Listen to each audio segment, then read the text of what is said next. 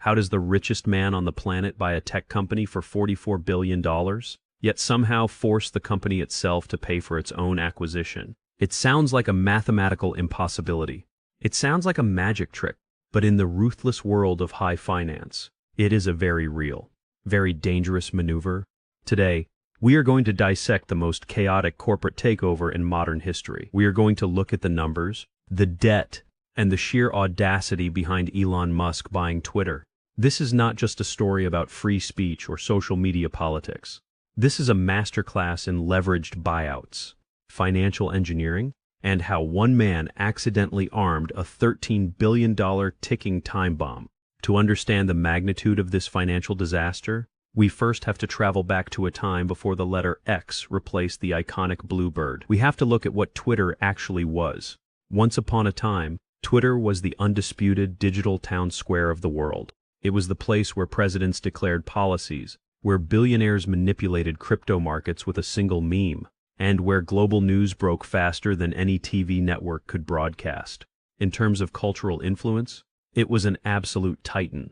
But if you stripped away the cultural prestige and looked strictly at the balance sheet, Twitter was a catastrophic failure from a purely business perspective. It was a bloated, highly inefficient machine that burned through cash like dry wood.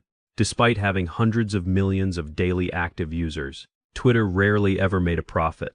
For over a decade, it operated on a deeply flawed business model. It relied almost entirely on corporate advertising, yet its user base was notorious for being hostile, unpredictable, and highly controversial.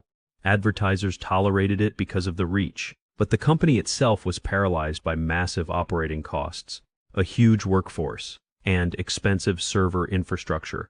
It was a giant that was financially bleeding out slowly every single day. The executives in charge were comfortable with the status quo, collecting massive salaries while the stock price remained incredibly stagnant. They had built a perfect illusion. A company that looked infinitely powerful on the outside, but was financially hollow on the inside.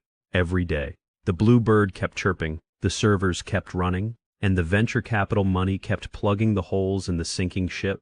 Everything was operating in a state of fragile equilibrium, until one day, the richest man in the world decided he wanted to own the town square. When Elon Musk made his hostile bid of $54.20 per share, the world watched in shock.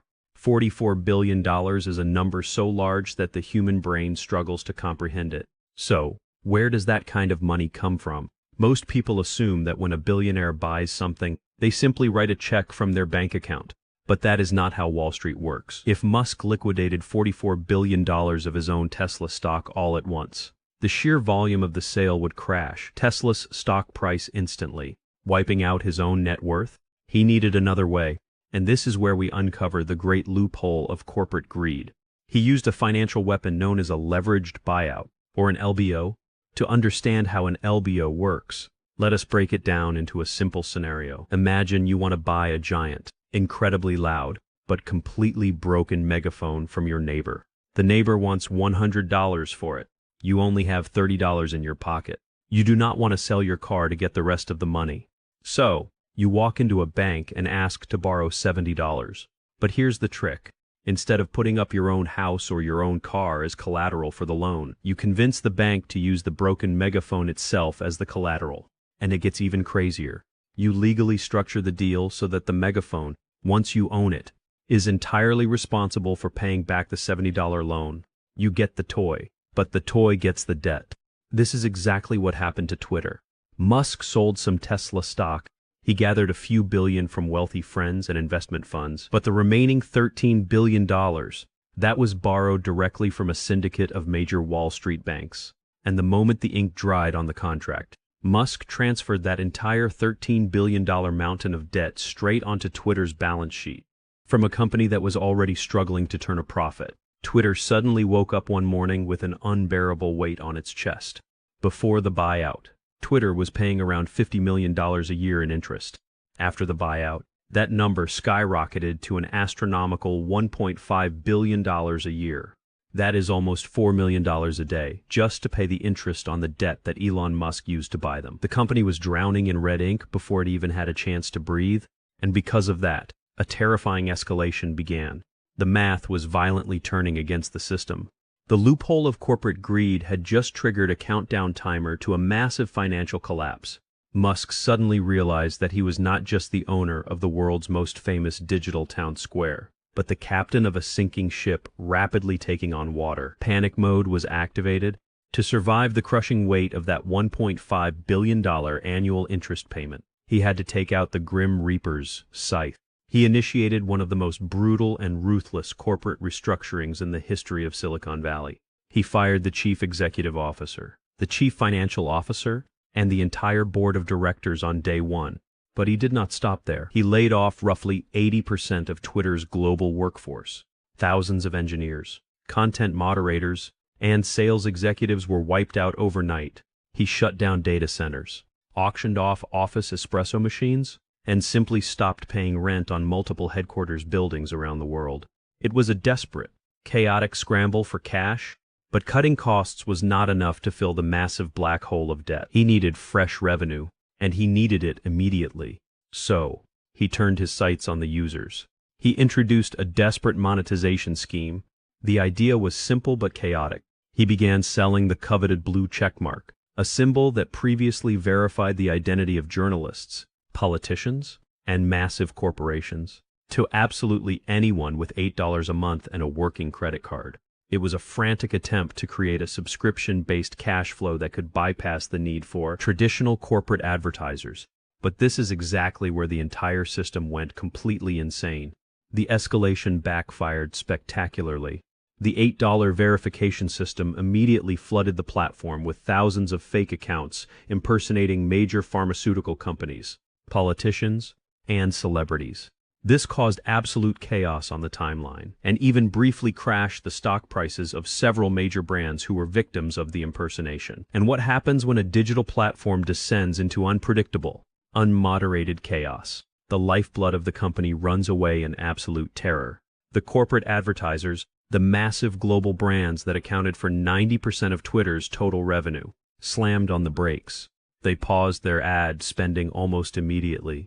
They were terrified of their family-friendly brands appearing next to toxic content, hate speech, or unverified chaos. The revenue did not just decline, it collapsed. It fell off an absolute cliff. The company was now trapped in a terrifying death spiral. Costs were being slashed to the bone, but the core revenue engine was dying even faster than the expenses could be cut. Until finally, the breaking point arrived.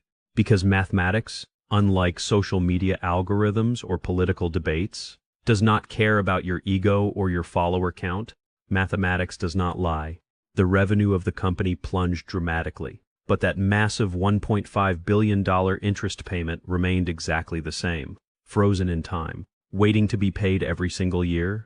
The system completely broke down under its own impossible weight. And who is the one paying the ultimate price for this financial catastrophe? It is not just the employees who lost their jobs or the users who lost their favorite platform. The valuation of X, the new name for the platform, was slashed by massive investment funds like Fidelity.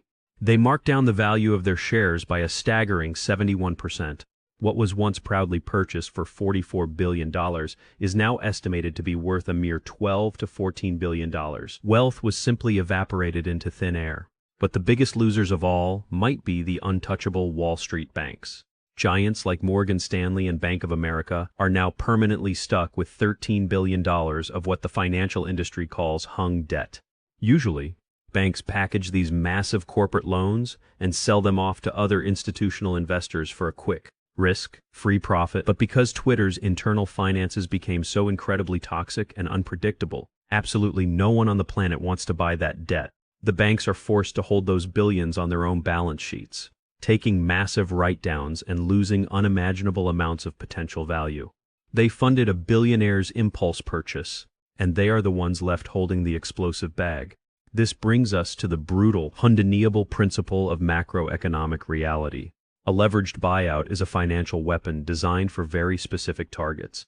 It works brilliantly if you're buying a boring, predictable company with guaranteed, stable, recurring cash flows. If you're buying a company that sells toothpaste, or manufactures essential accounting software, or operates regional grocery stores, an LBO makes perfect sense. Why?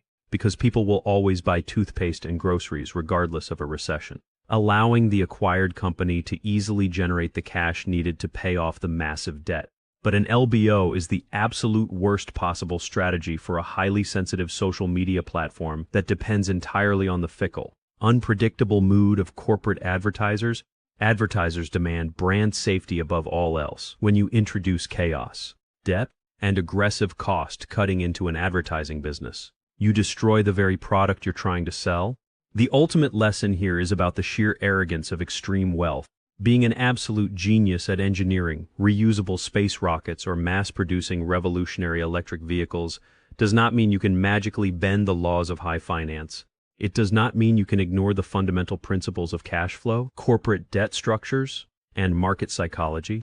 The Twitter buyout will forever be studied in business schools as a terrifying warning, a masterclass in how a brilliant mind can build the future of humanity on one hand, and accidentally detonate a $44 billion wealth destruction machine on the other. If you want to understand more about the insane financial mechanisms that secretly control the world around you, make sure to subscribe and leave a comment below. You definitely will not want to miss our next deep dive, where we uncover the terrifying truth behind the trillion-dollar artificial intelligence bubble that is about to burst.